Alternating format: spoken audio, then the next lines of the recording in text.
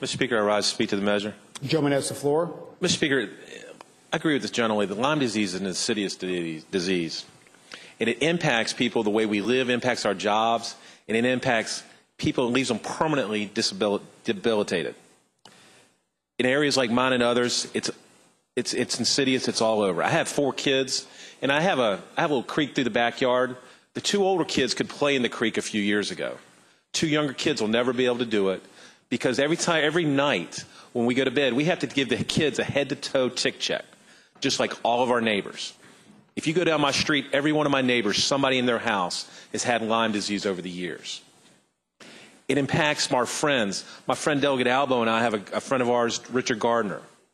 He's a great lawyer, most compassionate part-time judge you'll ever meet. Last year, I talked to his wife. He was closing down his law practice. They couldn't figure out what was wrong with him. He had taken the Lyme disease test, negative. Come back, he had gone through every other test. He was going through doctors all over the country. Couldn't figure it out. Circled back to the doctor. He said, let's try one more time. Let's give you the Lyme disease protocol. He was out of work. 2 weeks later, he's back to work. It's something they are missing. But it's all can leave, he's the lucky one. It can leave people permanently debilitated. Got a friend of mine from college, Robin Roughton.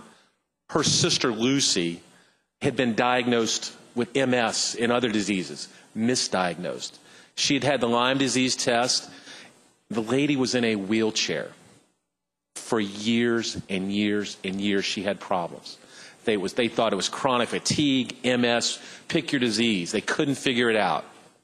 She took the Lyme disease protocol, and now she's trying to live a normal life, but she's still got problems, still debilitated, she says. But she's trying to live a normal life. What the gentlelady's motion will do was move us forward, help some of our people, because you see, I've given you 3 little vignettes, but Lyme disease, it's not anecdotal for a lot of us. It's an epidemic. I hope you'll support the resolution and accept the Senate amendments. Thank you.